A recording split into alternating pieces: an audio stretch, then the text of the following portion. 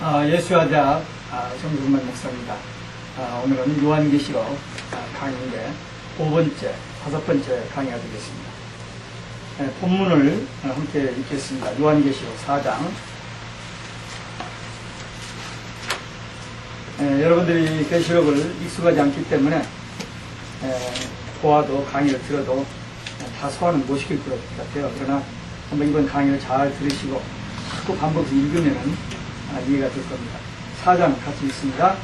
2일 후에 내가 보니 하늘에 별문이 있는데 내가 들은 바 처음에 내게 말하던 나팔 소리 같은 그 음성이 가로되 이리로 올라오라. 이후에 마땅히 될 일을 내가 내게 보이리라 하시더라. 내가 가서 성령에 감동하였더니 보라, 하늘에 보좌를 베풀었고 그 보좌 위에 앉으신 이가 있는데 앉으신 이의 모양이 벼곡과 보석 같고 또 무지개가 있어 보좌에 둘렸는데 그 모양이 녹보석 같더라. 또 보좌에 둘려 24 보좌들이 있고 그 보좌들 위에 24 장로들이 흰 옷을 입고 머리에 금면류관을 쓰고 앉았더라.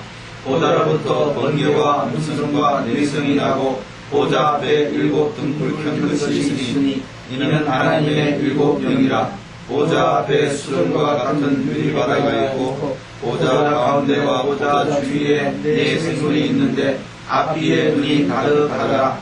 그 첫째 생물은 사자 같고 그 둘째 생물은 송아지 같고 그 셋째 생물은 얼굴이 사람 같고 그 넷째 생물은 날아가는 목소리가 같은데 4 생물이 각각 6 날개가 있고 그 안과 주위에 눈이 가득하더라.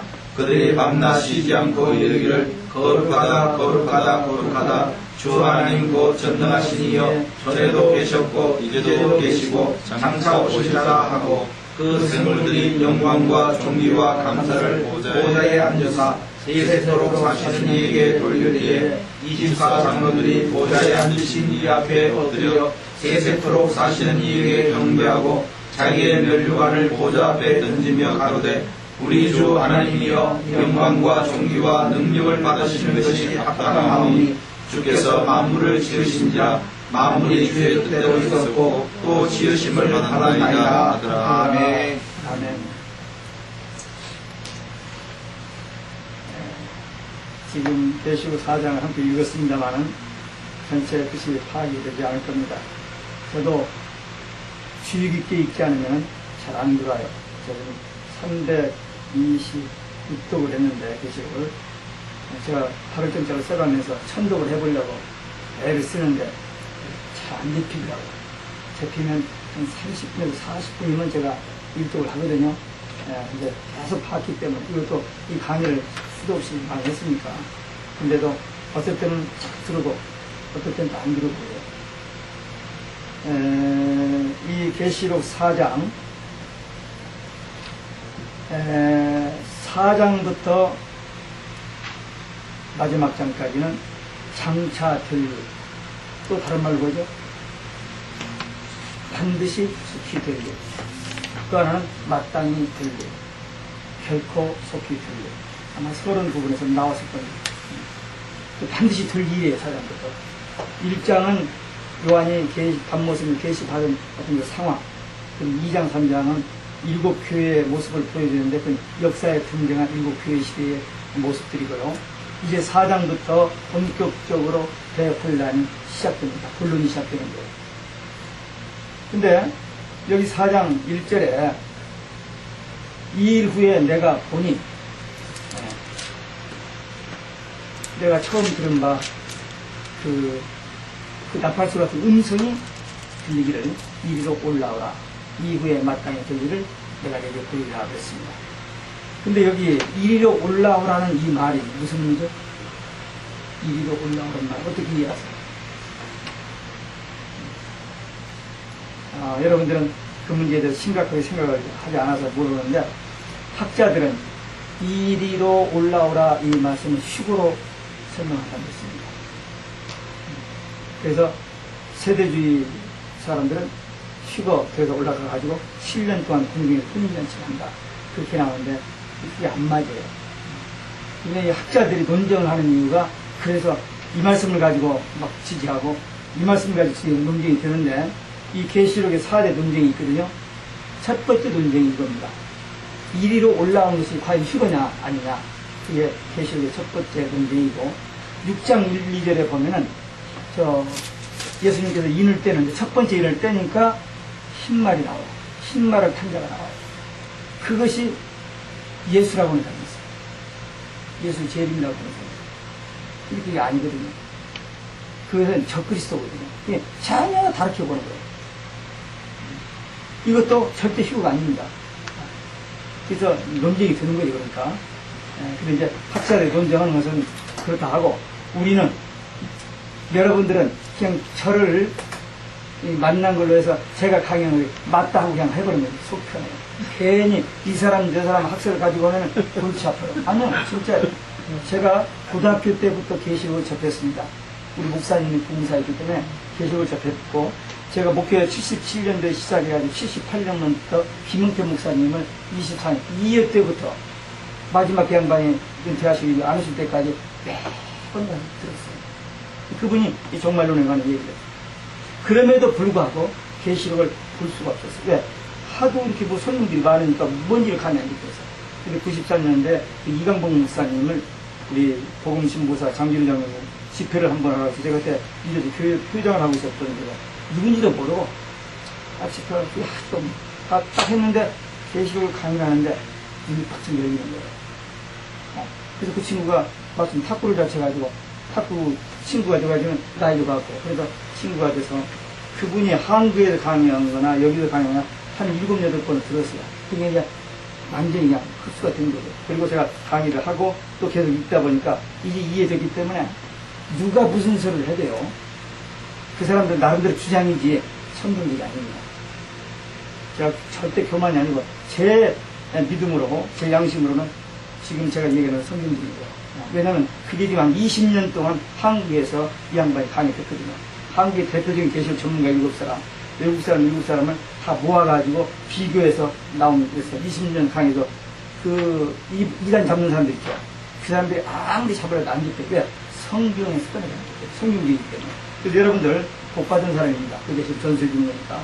그러니까 계시록에 대해서 방황하지 마시고, 제가 이번에 강의한 내용 그대로 믿으면 절대 실수하지 않습니다. 제가 자신있게 얘기합니다. 그 다음에 세 번째 논쟁이 뭐냐면은 7장에 14만 4천 명이 나옵니다. 14만, 이제 다음에 다시 나올 거지만 제가 지금 4대 논쟁점, 난제에 대해서, 논쟁에 대해서 미리 반복해서, 교육은 반복이거든요. 한 번 들어서 잊어버리면 반복해서 들으면 머리에 남아요. 그래서 7장에 14만 4천이 유대인 구원이다라고 보는 사람도 있어요. 그런 사람들은 지금이 천년왕국에 그게 막 들어갑니다. 근데 그게 아니고, 거기는 분명히 하나님, 마지막 때 일할 하나님의 종들이에요. 14만이 어떻게 하느냐? 구약의 12지파, 신약의 12사도, 합쳐서 144, 땅에 만수 천 해가지고 14만 4천. 하나님만 아는 숫자입니다. 문자적인 숫자가 아니고, 문자적인 말이 아닙니다. 그래서 그게 논쟁인데, 그것도 이제 정리될 것이고, 마지막으로 계시록 20장에 천년왕국입니다. 천년왕국에 대해서 뭐 지금이 아니다, 천년왕국 없다, 뭐 다양한 얘기했습니다만 분명하게 확실하게 계시록 1장에 나와요. 나중에 가서 보면 압니다. 이 네 가지 논쟁 중에 하나가 이 4장 1절인데, 이리로 올라오라. 이건 휴거가 아니라는 겁니다. 그러면 뭐냐? 지금 이 일 후에라는 말은 요한이 반모섬에서 계시를 받을 때에 1장, 2장, 3장 받고 나서 4장을 받을 때 다시 하늘에서 열리는 것을 보고 그 다음에 음성이 들려서 들었는데 이리로 올라오라. 그거거든요. 그러니까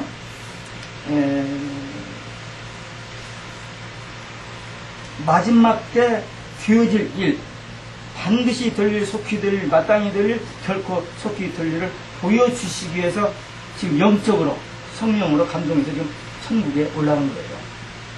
그래서 이것은 휴거가 아니고 요한이 사명을 받기 위해서 하나님 보좌 앞에 나간 것이다.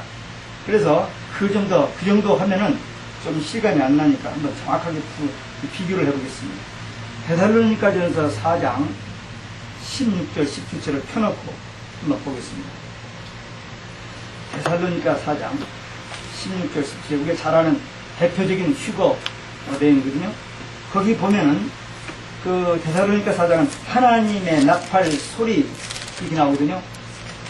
근데 여기 본문에 보니까 나팔 같은 음성입니다. 이게 벌써 다르죠? 첫 번째. 그 다음에 두 번째는 데살로니가 4장은 거기는 주의 강림입니다. 근데 여기는 주의 강림이 아니에요, 지금. 주의 강림은 19장에서 나옵니다. 4장, 앞으로 될 일에 대해서 이야기하는 거죠. 그 다음에 세 번째, 데살로니가는 성도의 부활입니다. 주님이 재림하실 때 우리 죽은 자들이 부활체로 변화되죠? 그 부활인데 여기는 성령에 감동된 상태입니다. 요한이. 성령에 감동해서 보좌 앞에 나간 거죠. 그 다음에 데살로니가 전서에 보면은 살아있는 자는 변화체가 되어서 공중으로 올라가서 주님 만나게 되죠. 근데 여기는 요한만, 교회의 휴가 아니에요. 요한 개인만 올라간 겁니다. 그 다음에 데살로니가 전서는 구름 속으로 올라가죠. 그렇죠? 주님 오실 때 구름 속으로 우리가 올라간다는 건데 여기는 하나님 보좌 앞에 다르죠? 그 다음에 일곱 번째죠. 됐습니다. 그렇기 때문에 이건 휴거가 아니고 요한이 장차 될 일에 대한 계시를 받기 위해서 그 영이 하나님 보좌 앞에 나가는 것이다. 그렇게 되면은 이게 딱 정리 되면요. 그 다음에 성경이 풀려집니다. 여기 마땅히 될 일이란 말은 될 일을 잊어버리면 뒤에 가서 성경에서는 막 힘이 와요. 이건 막 자기들이 나름대로 해석할 수 있는데 계속 우리는 계시록을 볼 때마다 될 일, 앞으로 될 일 이렇게 보면은 혼동이 적습니다. 마땅히 될 일, 장차 될 일이 요한계시록 4장부터 주에 될 일들이 뭐가 있죠? 한번 상식을 동원해서 지금까지 알고 있는 것을 동원한 얘기예요. 지금 계시록 4장부터 마지막까지 요한계시록에 나오는 그 내용들이 뭐가 있어요? 장차 될 일. 뭐 안 읽었어도 아는데 우선 휴거도 있고 또 세 가지 환란이 있죠. 재앙이 있죠. 첫째 인재앙, 그 다음에 나팔재앙, 그 다음에 대적재앙. 777 일곱 나팔, 일곱 대적 그 재앙이 있어요. 그 다음에 우리 휴거도 것이고 또 뭐가 있죠?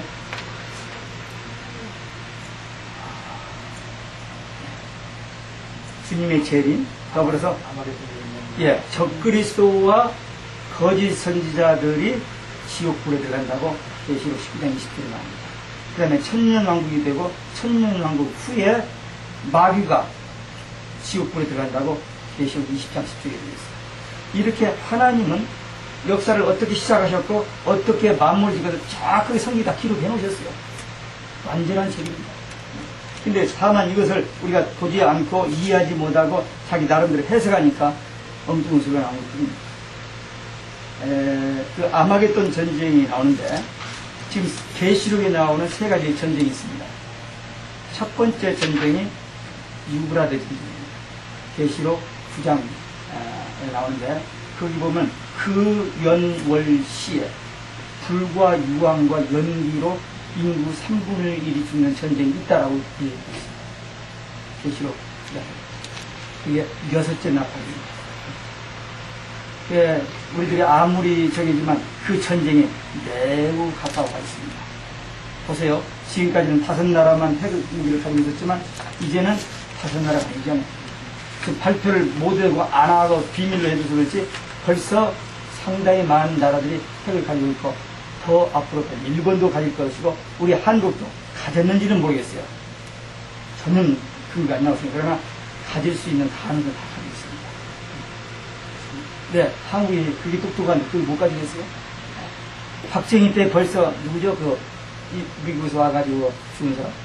그때부터, 그렇기 때문에 분명히, 우리 한국도 지금 거의 다, 마지막 뭐만 알지, 거의 다 준비되어 있습니다. 근데 지금 가지고 있는 핵무기만 가지고도 지구를 몇 번 파괴할 수 있는 그 많은 핵무기가 가지고 있는데 어떻게 컨트롤해요? 미국이 어떻게 컨트롤합니까? 지금은 컨트롤 됐습니다. 지금까지. 그런데 분명히 모슬렘들, 이런 그 테러리스트들, 언젠가 지금 이란이 상당히 요추되고 있는데 이란하고 이스라엘도 붙을 것에 대해서 유럽도 중동도 다 두려워하고 있습니다. 예, 다 해결하고 있습니다. 그래서 과연 그 요한계시록 9장 15절에 나와 있는 그 유브라데 전쟁이 언제 터질지 노바디 모르겠어요. 하나님만 하시는데 분명히 그분이 연월시라고 돼 있어요. 우리만 모르지 하나님 다 알고 있습니다. 우리가 지금 뭐 열심히 뭣도 해야지만 이 시대 징조를 보고 우리가 뭘 할 것인지 다시 한번 우리의 사역과 우리의 사명을 정리해야 됩니다. 저는 그렇게 봐요. 그래서 그 새 세계 전쟁이겠죠. 그 전쟁에 또 하나 전쟁이 아까 여기 얘기하신 아마겟돈 전쟁. 아마겟돈 전쟁 언제 어떻게 일어나죠? 혹시 감이 잡히시면 영화에도 나오고 막 그러는데 언제 일어날까요? 마지막 때죠. 저 7년 8년 중에 언제쯤 일어날 것이냐. 근데 그 아마겟돈 전쟁은 요한이 계시를 받을 때에 다른 말로 설명할 수 없으니까 전쟁이라고 표현했을 때 예수님이 재림할 때에 예수님을 배정하는 모든 불신앙과 약한 세계를 멸하시는 그 전쟁을 아마겟돈 전쟁이라고 그것이 7번째 나타나요. 그래서 7개 재앙들이 한꺼번에 쏟아지는 그것을 아마겟돈 전쟁이라고 합니다. 그게 어디서 일어나죠? 네? 아마겟돈 전쟁. 네, 어디서 일어나요? 메기도? 메기도. 좀 쉬운 말로 하면 거기서 일어나요. 이스라엘. 그러니까 이스라엘과 중동과의 전쟁입니다. 그러니까 모든 역사의 종말은 거기서 시작했고 거기서 끝나게 되어 있습니다. 그러니까 우리 한국에서 어떤 분들이 예수님이 재림이 봉천동에서 온다고 자리 잡고는 대기하고 있는 사람들인데 그게 아니에요. 예루살렘의 감람산에 온다라고 성경에 2번 기록되어 있어요. 사도행전 1장 11절에 예수님이 올라간 대로 그대로 오신다 했고 스가랴 4장 14절 보면 감람산에 서리라. 그러니까 서론에서 얘기했습니다만 요한계시록은 성경 뒤편에 있는 무슨 제약만 얘기하는 책이 아니고 신구약 성경 전체를 커버하는 책이고 404절 중에서 278절이 구약과 연결되어 있습니다. 그게 성경의 결론이에요. 서론도 중요하고 본론도 중요하지만 결론을 모르면 가는 방향은 몰라요. 계시록 꼭 알아야 됩니다. 이건 제가 하여튼 입을 벌릴 기회만 있으면 반복하는 소리인데 계시록을 모르면 안 돼요. 새 전쟁 중에 2개만 하셨는데 하나는 뭐예요? 네? 새 전쟁 중에 네, 지금 이제 나올 겁니다. 마지막 전쟁이 계시록 20장 11절, 2절, 11절부터 14절에 거기 나오는 게 이제 곡과 마곡 전쟁입니다. 이 곡과 마곡 전쟁을 에스겔서를 이용해가지고 소련과 무슨 전쟁을 펼 그게 아니고 천년 왕국을 시작할 때에 하나님께서 마귀를 그냥 지옥에다 넣지 않고 잠깐 묶어둡니다. 무정입니다. 묶어뒀고 천년 왕국이 끝난 다음에 그 마귀를 잠깐 놓아준다고 했어요. 계시록 20장에 보면 잠깐 놓아주는데 이 마귀가 다시 잠깐 놓아줄 그때에 천년 왕국에서 이미 구원받은 우리들 말고 천년 왕국에서 다시 생육하고 번성하는 그들이 생깁니다. 그게 신비예요. 그게 어떻게 붙것인지 신비인데 성경에 보면 그렇게 되어 있어요. 그래서 그때 그들을 이 마귀가 다시 한번 시험하는 거예요. 그때 오직 예수 신앙 가진 사람들은 괜찮고 그렇지 않는 사람은 마귀들과 함께 지옥불에 들어간다. 계시록 20장 10절에 그렇게 되어 있어요. 그것을 곡과 마곡 전쟁, 계시록의 3가지 전쟁을 예언하고 있는데 그 첫 번째가 아직 안 왔는데 메리수. 지금 세계 모든 사람 관심이 뭡니까? 평화. 정치인들도 유엔도 이제는 종교인들도 그냥 평화하면 다 묶어져버려요. 근데 마귀시 지금 기독교는 이게 일치가 아닙니다. 분리지. 지금 종교다원주의 무슨 이런 저기들에서 뉴에이지 무브먼트들이 막 다 통합하잖아요. 종교가. 그건 성경과 비례되고 그건 이제 알곡과 가라지가 구별되는 지금 시대입니다. 그래서 가라지가 다 묶어져요. 지금 묶어집니다. 알곡은 알곡대로 남고 그런 시대이기 때문에 우리의 이 시대를 보면서 절대로 이 타협, 이 섞여지는 것, 배도하는 것. 그랬거든요. 저 사도 바울이 데살로니가 후서 2장 2절 3절을 보면 배도하는 일과 적그리스도가 등장해야만 주님이 재림하신다고 했거든요. 근데 배도하는 현상이 지금 우리 앞에 완전히 진행되고 있습니다. 엄청나게 신속하게 진행되고 있습니다. 적그리스도만 등장하면 되는데 적그리스도가 등장할 수 있는 환경도 다 듣잖아요. 이유에서 나오거든요. 왜 이유에서 나오냐? 예수님 초림 때에 로마 속국에 이스라엘이거든요. 그러니까 2000년 이 공백 기간, 교회 시대, 성령 시대, 이방인 농사 기간이 딱 끝나는 이 종말에 가면은 라오디게아 교회 시대 끝나면 다시 신생 로마 그 적그리스도 세력과 이 하나님의 백성 타락한 이게 딱 대치됩니다. 그렇기 때문에 이제 그때가 오는데 그 적그리스도가 등장하면 주의 재림이 내릴 수 바로 임박한 줄 알겠는데 이유가 지금 다시 탄생했잖아요. 대통령도 뽑았죠. 내년에 아마 단임제 대통령이 나올 겁니다. 지금 돌아가면서죠. 나라들 돌아가서 하는데 내년 단임제가 나오고 그 국회 다 이미 법, 경제, 군사 다 됐잖아요. 근데 제가 보기에는 대통령 나와도 힘이 없어요. 모든 세상 사람들이 보고 평화의 왕이라고 할 사람은 대통령 인간이 안 돼요. 부시 노예. 이 다음에 누가 와도 노예 안 돼요. 근데 누가 가능하냐? 교황밖에 없어요. 교황은 하나님 다음 가는 사람이죠. 세계 모든 사람 그 사람한테 몰릴 수 있어요. 네, 그러니까 처음에 대통령이 누가 될 거야. 그러다가 교황이 될 겁니다. 그리고 지금 또 하나 문제가 제가 지금 요즘 계속 생각하고 신문이나 TV 보면 계속 연구하는 것이 이 찾는 것이 뭐냐면 성전은 어떻게 할 것이냐. 예루살렘. 그걸 파괴하고 거기다 질 것이냐. 아니면 제3의 장소에다 질 것이냐. 근데 지금 최근에 교황청을 갖다 지려고 청사진들이 다 뽑아놨어요. 교황청을 갖다 지어놓고 거기에 앉아서 내가 하나님이라고 할 수 있습니다. 세계 평화를 다리죠. 그 가능성이 있어요. 그래서 그런 것들을 굉장히 주의 있게 저는 보고 있습니다. 그리고 신문, 그런 이런 TV 보는 이런 다른 이유 없으죠. 그런 소스만 찾기 위해서 보지, 무슨 한국에서 뭐 정치가 어쩌고 뭐, 사실 거의 관심 없이 안 봅니다. 그 전쟁들이 그렇게 있고요. 지금 이제 본론, 이 본문에 또 들어갑시다. 2절에 보면요. 2절에 보면, 내가 그 성령에 감동하였더니, 보라, 하늘에 보좌가 베풀었고 그 보좌 위에 앉으신 이가 있는데 지금 하나님 앞에 나아갔습니다. 그래서 요한이 지성소 하나님이 계신 곳에 지금 간 거예요. 이 계시 전진성입니다. 구약에서는 하나님 어디 계셨죠? 지성소.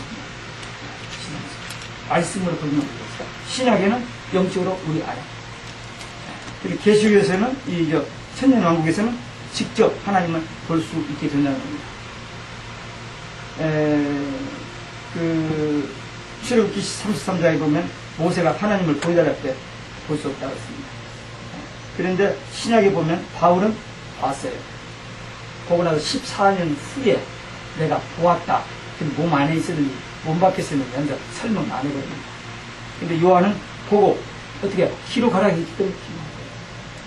그래서 하나님의 나라의 모습을 여기다가 지금 표현하고 있습니다.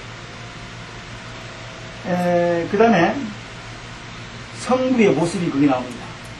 보좌에 앉으시가 있는데 앉으신 이의 모양이 그랬거든요. 성부의 모습인데 어떻게 되냐면 어떻게 하나님의 모습을 어떻게 다른 길로 설명하고 있어요. 그러니까 보석으로 설명합니다. 벽옥, 홍보석, 무지개 같다 그랬어요.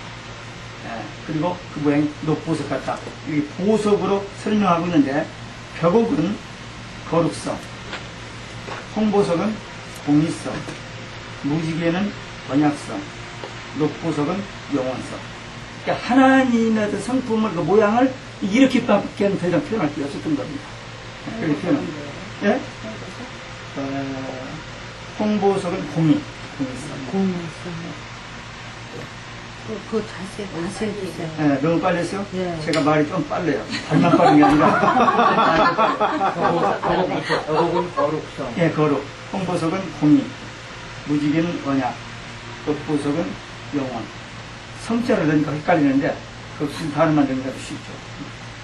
근데 계시록 22장 4절에 보면은 그 결론 부분에 가서 보면 우리가 하나님의 얼굴을 친히 보게 된다 이렇게 되었습니다. 친히 보게 된다.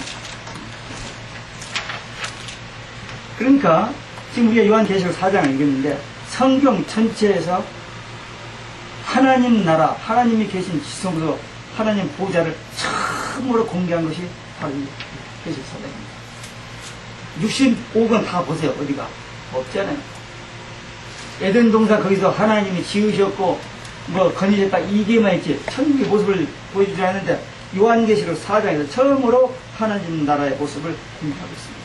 그게 이 계시록 4장 처음에 읽을 때는 무슨 말인지 잘 모르고 아무 관심 없는 얘기지만 이렇게 중요한 자리라는 겁니다. 5절을 봅니다. 4절을 봅니다. 보좌에 둘러 24 보좌들이 있고 그 보좌들 위에 24 장로들이 흰옷을 입고 머리에 금면류관을 쓰고 앉았더라. 하나님 보좌가 있고요. 그 옆에 어린 양 보좌가 있습니다. 그리고 24 장로의 보좌가 있습니다. 그럼 24 장로는 누구냐? 아까도 그런 표현을 했습니다만 구약의 12지파, 신약의 12사도, 구원받은 성도의 대표입니다.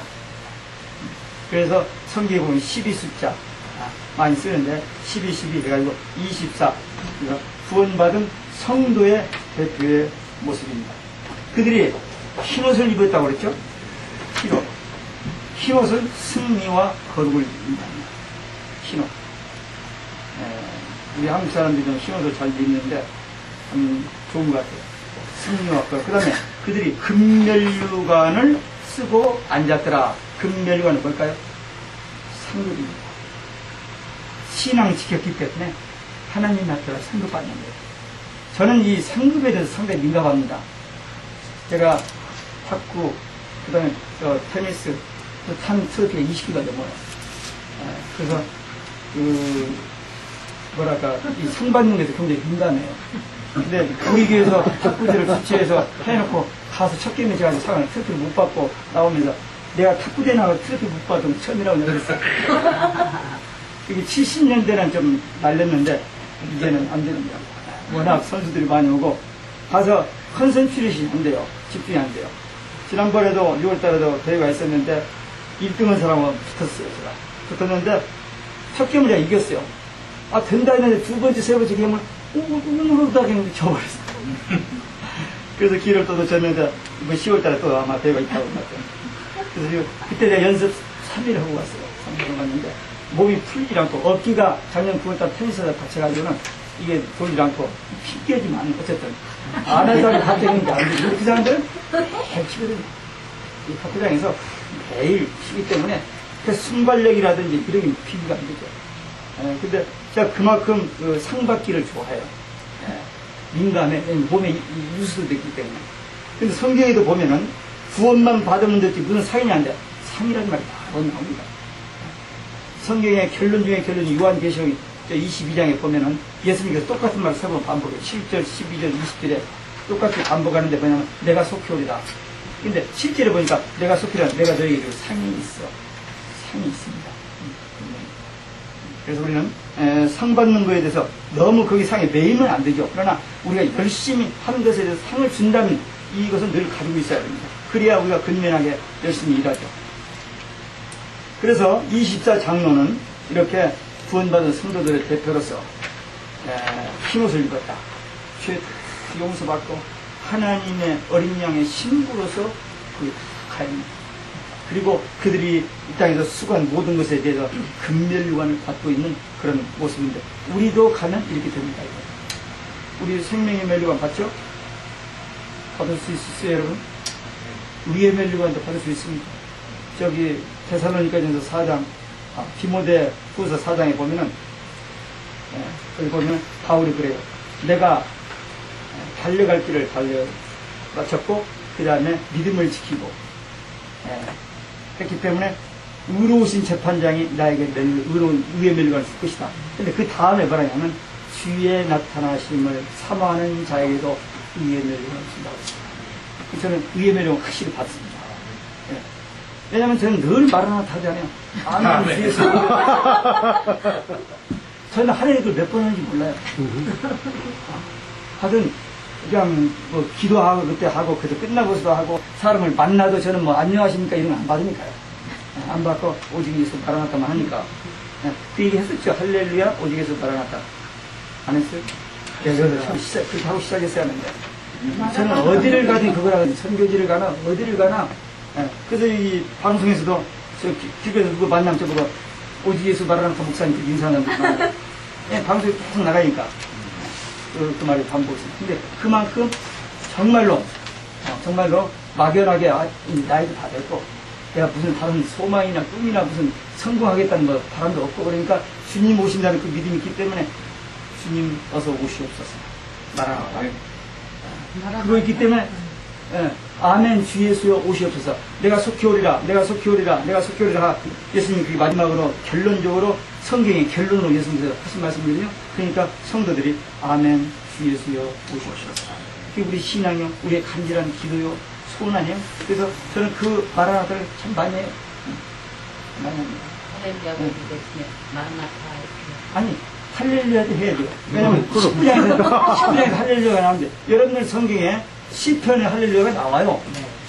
23번이 나오는데 그건 킹제임스 영어 성경에 보면은 아니요 크리스터 로드예요. 할렐루야가 나오는 건 요한계시록 19장에만 4번 나와요. 근데 그 4번 나오는 할렐루야가 왜 나오는지 아세요? 그게 아는 사람들 없어요. 그 할렐루야가 나오는 이유가 뭐냐면 하나님께서 심판을 하면 누구를 심판하냐면 큰 성 바벨론 심판. 큰 성 바벨론 심판한 것이 의로우시고 공의로우시고 너무너무 잘하신 일입니다 하면서 천사들이 할렐루야 할렐루야 2번 해요. 그러니까 여기 나오는 구원받은 성도들 대비 24장로가 아멘 할렐루야. 그 다음에 모든 피조물들이 아멘 할렐루야. 이게 할렐루야가 아무렇도 없는 게 아니에요. 그냥 형식적으로 할렐루야. 이 의미를 알고 온 사람 별로 많지 않아요. 그렇기 때문에 할렐루야 오직 예수 바라났다 이건 성경의 핵입니다. 저는 그렇게 믿어요. 그래서 그걸 반복해서 하고 있습니다. 그래서 목사님 한 가지 질문. 예 하세요. 그 녹보석의 영원성 이건 어디에서 녹보석을 그러니까 이런 그 보석을 이렇게 무슨 거룩성이라고 보면 이걸 뽑아내는데 얼마나 어렵겠어요. 근데 이제 이걸 보석에 대한 전문적으로 연구를 한 거예요. 아니 다른 거는 이해가 가는데 녹보석의 영원성이라는 거예요. 근데 저는 녹보석이 뭔지도 몰라요. 저는 모르는데 그 녹보석을 그 교시록 강의 거기에서 영원성을 해석이 그렇게 옮긴 뿐이지 저는 그 보석을 연구를 안 했습니다. 이강훈 목사님은 별에 대해서 연구를 했는데 책이 몇 권만 아주 내가 보기에는 친구지만 정말 이건 이상한 친구예요. 아니 저는 녹보석이 지혜가 아닌가 그렇게 생각했는데 네, 지혜. 영원성 근데 하여튼 보석을 다 연구해서 지난번에 작년 6월달에 뉴욕 집회 와가지고 주기환 박사 건강 세미나 1시간 들었어요. 왜냐면 그 세미나를 하다가 우리가 그 강의 좋다고 하니까 그 강의를 오후로 밀어놓고는 가서 주기환 박사까지 1시간 딱 들었어요. 딱 1시간 듣고 와서 오후에 세미나 하면서 물강의를 잘 보는 거예요. 성경적으로. 이 사람은 성경에서 뽑아내니까, 즉, 긍정적으로 성경에서 뽑아나와요.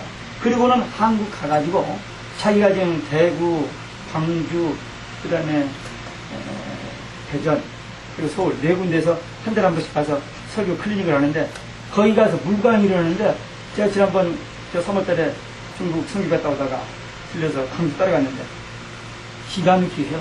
물강이요. 그리고 자기 교인들한테 물 먹으라고 했는데 비타민도 안 먹고 물만 먹으라는 병이 너무 많이 나는 거예요. 자기 그래서 이 사람 신발이 나가지고는 그냥 물강의를 얼마나 잘하고 지금 주기환 박사가 가자마자 둘이 만나가지고 목회자들한테 1000명씩 모아놓고 그 물강의 하고 있습니다. 우리는 이제 끝났는데 아마 다시 곧 시작합니다. 지금 동영상으로 여기서 다 틀어놓고 거기서 틀어놓고 해서 트랙 처치해서 딱 띄워주면 그것을 설명해가지고 하는 그걸 지금 구상하고 있어요. 아마 다시 볼 거예요. 근데 어쨌든 그 강의 한 번 듣고 가서 책을 3권을 써고 있어요. 물에 대해서. 하여튼 그러니까 이해를 할 수가 없어요. 비행기 타고 오면서 책 한 권씩 쓰니까 저는 2권도 쓰고. 근데 그래서 이거 보석에 대해서 별에 대해서 여기서 저 주기환 박사가 물을 그 8컵 2.2리터인가 2리터 그렇게 먹으라고 하는데 우리가 2리터를 먹어야 하는 이유를 성경에서 찾아낼 수 있습니다. 계시록 4장인가 보면은 1.8리터가 나와요. 근데 그때 사람들은 체격으로 1.8리터지만 오늘 이 시대는 2리터 든다 해가지고 설명을 하는데 하여튼 모든 자료를 성경에서만 연결하기 때문에 참 귀한 친구고 우리 목사님. 자, 이제 5절 봅시다. 5절. 보좌로부터 번개와 음성과 뇌성이 나고 보좌 앞에 7 등불 켠 것이 있으니 이는 하나님의 7 영이라. 지금 보좌로부터 나오는 것이 3가지가 있고 그 다음에 보좌 앞에 7 등불 켠 것이 지금 5절에서 얘기하고 있는데 나오는 것 3가지가 뭐냐면 번개, 음성, 뇌성입니다. 번개는 신속성, 음성은 권위성, 뇌성은 진노성입니다. 예, 하나님께서 이제 그 성품 중에 들어가는 것입니다. 그 다음에 보좌 앞에 등불 켠 것은 7영이라 했죠. 하나님의 7영. 다시 말하면 예수님 초림 때에 조금만 누르. 예, 음성이 뭐라? 권위. 그럼 등불은 예, 등불은 등불 켠 것은 7영. 예, 성령의 완전성을 얘기합니다. 그러니까 예수님 초림 때에 오순절날 제자들이 받은 성령은 이스라엘 나라에서 말하는 이른비입니다. 이른비 농사 지라고 이른비가 오잖아요. 10월달에. 그런데 마지막 그 늦은 비가 잠깐 내려야만 곡식이 익어서 수술을 해요.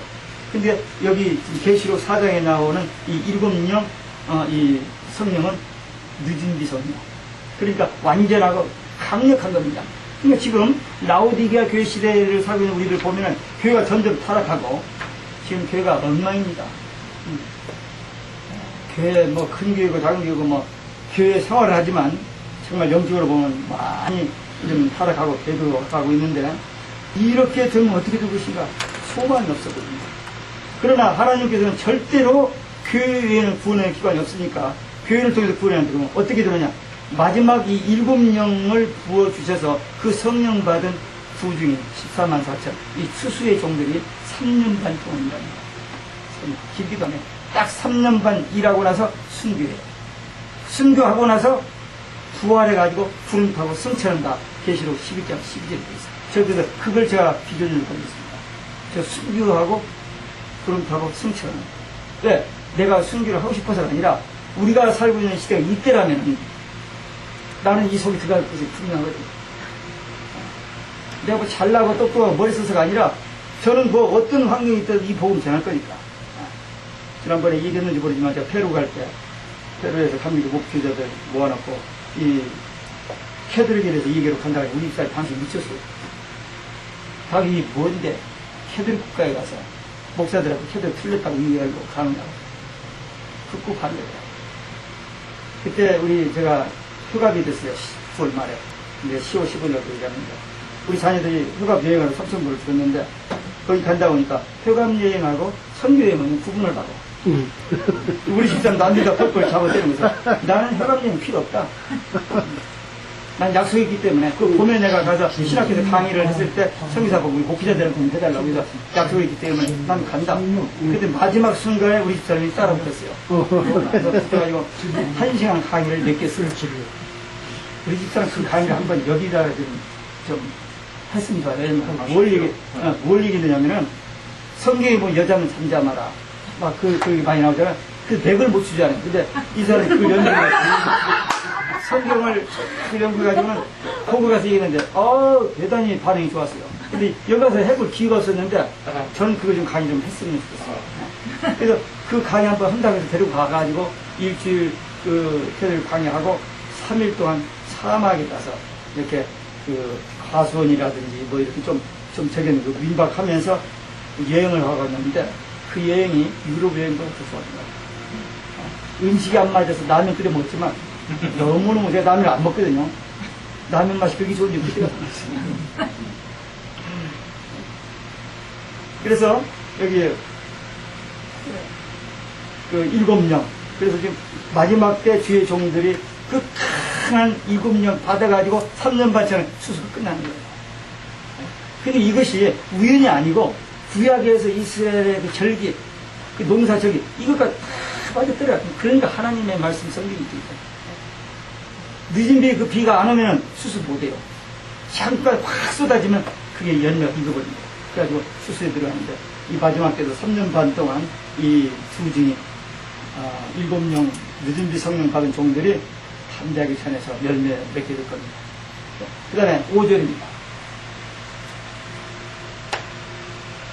6절. 6절에 보면 유리바다가 나와요. 수정과 같은 유리바다가 있고, 보좌 가운데와 보좌 주위에 네 생물이 있는데 앞뒤에 눈이 가득하더라. 지금 보좌가 있고요. 보좌 앞에 수정과 같은 유리바다가 있습니다. 그 보좌 주위에는 네 생물이 있고. 근데 이 유리바다가 뭐냐? 지금 요한이 영으로 지금 하나님 보좌 앞에 나가서 천국세계를 본 거거든요. 그 보좌 앞에 수정과 같은 유리바다가 있다 하는 겁니다. 그리고 보좌 주위에 네 생물이 있습니다. 이 수정이라는 말은 불변과 견고와 순결을 의미합니다. 수정. 여러분들 반지, 수정 반지 끼죠? 불변, 견고, 순결.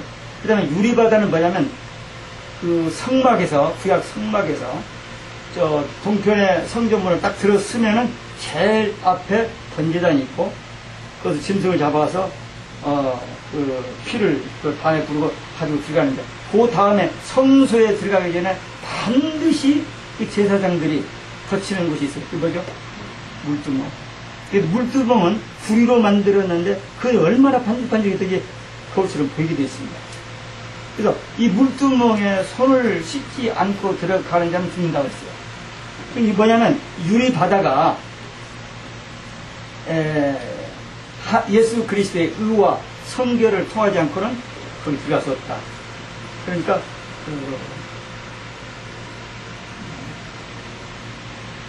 그러니까 유리바다를 통과해야만 들어가는데 그게 그리스도의 보혈의 공로로 그 의로 들어갈 수 있다. 그러니까 오직 예수가 여기서 다합니다. 구약에서는 물두멍 손 씻고만 들어가는 것이 예수님의 보혈의 피로 죄 씻음 받고 들어가는 것처럼 그 물두멍에 동판 거울이 있었는데 유리바다 같은 그런 것이 보좌 앞에 있더라 하는 것입니다. 실제로 보면은 네 생물에 대해서 첫째는 사자 같고, 둘째는 송아지 같고, 셋째는 사람 같고, 넷째는 독수리 같다 했는데, 이 네 생물이 뭐라 했죠? 네 생물이 뭡니까? 하나님 보좌 앞에 있는 네 생물은 하늘의 피조물의 대표, 천사들입니다. 네 생물, 계속 생물 나오니까 무슨 짐승이 그 옆에 있는 것 같은데, 천사들이에요, 천사들. 피조물의 대표, 하늘의 피조물의 대표입니다. 근데 그들의 사역의 특징이 뭐냐면, 사자 같고, 송아지 같고, 사람 같고, 독수리 같다 하는데, 사자는 뭐냐면 힘과 용맹입니다. 힘과 용맹성. 송아지는 인내와 희생과 충성. 사람은 지혜. 독수리는 신속성. 그러니까 이 천사들이 하나님의 사역을 수행할 때, 하나님의 일을 심부름할 때 이렇게 한다는 거죠. 그 다음에 각각 6날개가 있고 눈이 가득했다고 했습니다. 눈이 가득했다는 말은 영적 통찰력이 있다. 사람과는 다르죠. 천사들이. 그리고 6날개가 있다고 했는데 왜 천사가 우리 보통 2개밖에 없는데 6날개가 있느냐? 이것도 구약에 보면 이사야 6장 2절에 보면 그게 나오는데, 이사야가 우시아 왕이 죽던 해 성전에 들어가서 기도하다가 환상을 보았는데 이 환상을 본 겁니다. 하나님의 보좌를 보고 둘러서는 그 천사를 보았는데, 그때 그 날개가 6날개가 있는데 둘로는 얼굴을 가리고 둘로는 발을 가리고 둘로는 날랐다. 그렇게 그 이사야에서 설명하고 있는데, 둘로 얼굴을 가리는 놈은 그런 것은 겸손을 말합니다. 얼굴을 가리는 것은 겸손. 그 다음에 둘로 발을 덮었다는 말은 죄를 회개하는 그런 모습이고, 둘로 날랐다는 말은 열심히 있는 봉사의 자세, 신속하게 열심히 일하는 그런 모습입니다. 우리 말세의 성도들이 이 모습을 봐야 합니다. 철저하게 죄를 회개하고 하나님 앞에 겸손히 하고 그 다음에 신속하게 부지런히 열심히 해야 돼요. 아까 우리 윤 목사님이 강의를 하셨을 때 듣다가 저도 그 말에 동감하는데, 우리 믿는 성도들이 어떤 일을, 목회자들, 목회 성공했거나 성도들이 어떤 정말 사람들에게 칭찬받은, 존경만 받을 만한 그런 성공한 일을 했다 할지라도 그때 교만하면 교만하면 그때 잘 되고 나서 반드시 회개해야 돼요. 하나님, 내가 이 일로 교만하지 않게 하옵소서. 꼭 기도해야 돼. 근데 상당히 많은 사람이 기도해 주거든요. 그래서 우리 견디해야 돼. 우리 말세 성도들이 본받아야 것입니다. 그 다음에 그들이 하는 일입니다. 그들, 8절에 보니까 그들이 밤낮 쉬지 않고 이르기를 거룩하다 거룩하다 거룩하다 주 하나님 곧 전능하신 이여 전에도 계셨고 이제도 계시고 장차 오실 자라 하고, 그 생물들이 영광과 존귀와 감사를 보좌하는 데서 세세토록 사시는 이에게 들릴 때에 그랬어요. 그러니까 이 내 피조물, 하늘의 피조물의 대표인 이 내 생물, 내 천사가 하는 일이 뭐냐? 하는 일이 뭐냐? 밤낮 쉬지 않고 찬송합니다. 얼마나 피곤할까요? 밤낮 쉬지 않고 찬송만 하죠. 근데 피곤하면 못하죠. 즐거움은 하죠. 즐거움. 찬송? 억지로 하면 피곤하지만 즐거워서 할 때는 몇 시간씩 또 하더라고요. 아까 그 본체 얘기를 2006년 제가 루이지아나 그 G12 세미나 가서 그분을 만나서 7,000명이 모여서 2시간 동안 찬송을 하는데, 그냥 나한테 이게 아니고 일어나서 막 춤을 추면서 나는 도저히 못하겠더라고. 익숙하지도 않았고, 익숙도 않았고, 근데 서서 뭐 이렇게만 했는데, 2시간 동안 그 목사 이름이 뭐더라?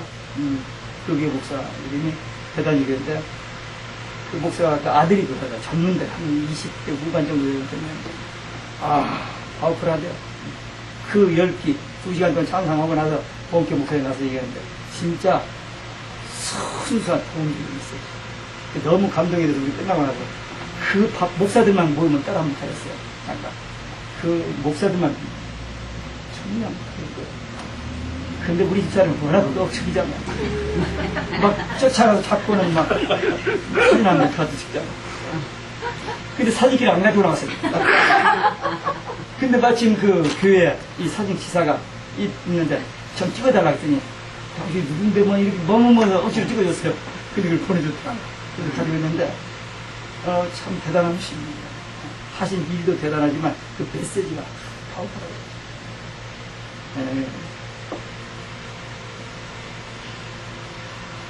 근데 기쁨으로 하면은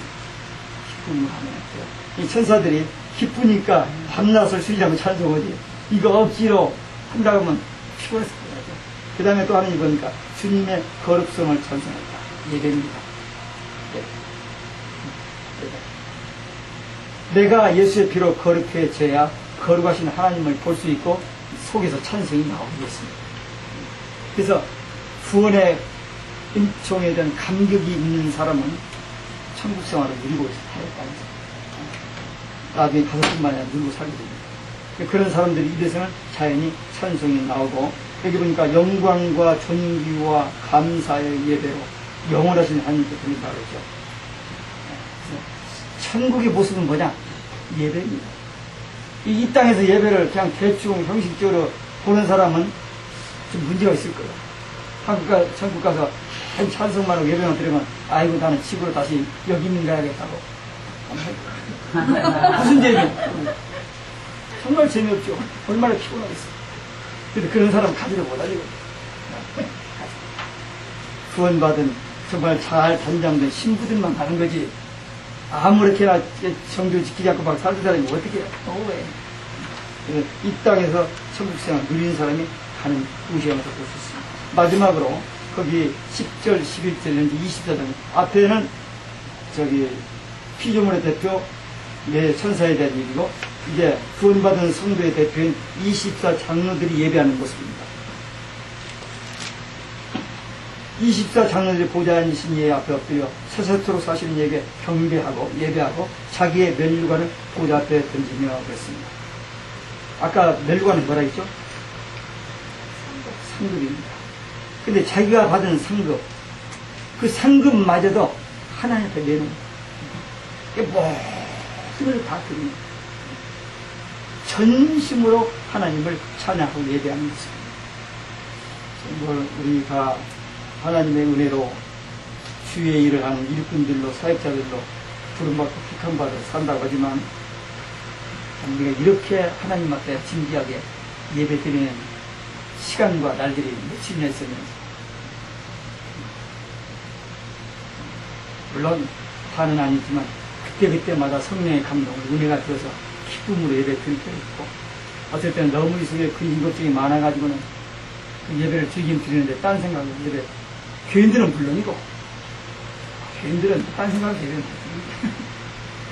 네, 삶이 너무 부담스럽습니다. 정말 오늘 내일 하는 그런 문제를 가지고 있는 사람들이 많잖아요. 그렇기 때문에 그들은 그런다 할지라도 우리가 예배를 인도하는 우리가 정말 예배를 드린다 그러지. 그 예배를 퍼폼하는 것은 무슨 이런 역할로 끝나버리지 않고 내 자신이 하나님께 예배를 못 드리는 그런 경우들이 많던데요. 참 이런 문제들이 심각해요. 하나님 앞에 모든 것을 드립니다. 그 상급이고 재산이고 모든 것 다 하나님께 드리는 그런 모습입니다. 모든 영광과 존귀와 능력을 받으실 분은 오직 하나님 한 분이시기 때문에 그분에게 내가 받은 상으로 받은 멸류관마저 드리는 것도 아까운 게 없는 그런 중심을 가지고 하나님께 예배하는 것입니다. 가인이 창세기 4장에 보면 가인이 예배에 실패했죠. 아벨은 예배에 성공했습니다. 그래서 아벨은 죽었지만 가인은 살아서 쌩쌩하게 살아서 누리고 살았습니다만 악인입니다. 셋, 아벨 다음에 나온 셋이 예배로 축복을 받았습니다. 그리고 믿음의 조상 아브라함이 하나님의 언약을 붙잡고 가는 곳마다 단을 쌓았다. 예배드릴 때입니다. 그래서 그 축복을 누리게 됩니다. 출애굽을 했는데 이스라엘 백성들이 모세가 애굽에 내려가서 이스라엘 백성들 데리고 출애굽을 할 때 출애굽해야 할 이유가 뭐였죠? 해방, 구원. 네, 해방, 구원. 근데 모세가 한 말이 있어요. 하나님께서 모세에게 준 말이 있어요. 하나님을 예배해야 합니다. 하나님을 예배하는 백성이 되기 위해서 애굽에서 애굽은 사기치면 되거든요. 비록 이 사람은 노예로 살았지만 400년 동안 살았기 때문에 다 기반 잡히고 생활을 하는데 별 문제. 나중에 가나안 땅에서 고기 못 먹으니까 그게 생각이 나가지고 그렇잖아요. 만약에 우리가 미국에서 살다가 어디로 가서 좀 이상한 데 가서 좀 허술한 데 가서 살려면 미국 생각날 거예요. 우리가 비록 여기서 이민자로서 눌리고 좀 한 일이 있었지만 그래도 세계에서 가장 살기 좋은 데인데 애굽이 그때 당시에 세계로 가장 살기 좋은 데 있잖아요. 거기서 살다 나가기 때문에 고생하고 힘들어 했지만 예배하기 위해서 이스라엘 백성들이 애굽에서 출애굽을 한 겁니다. 우리의 소원은 뭘까요? 우리의 소원. 우리의 소원은 통일. 우리의 소원.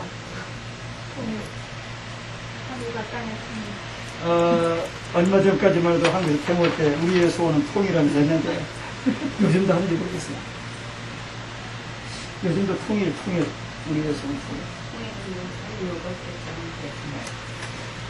그래서 근데 우리의 소원은 뭐냐? 목회 성공. 소원 아니야?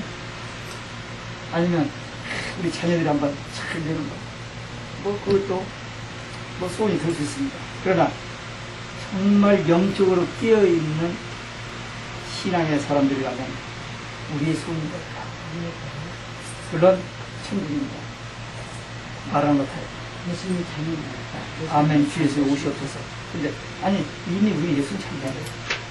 그러니까 지금 여기서 우리 이 얘기하는 컨텍스트가 뭐예요? 늘 하는 거지만 형식적으로 예배드립니다. 예배를 전심으로 지금 24장로들이 자기의 멸류관을 주 앞에 던지면서 주님을 찬양하면서 예배하는 것입니다. 솔직히 얘기해서 우리 목회자는 예배 잘 드려요. 드리긴 드리지만 진짜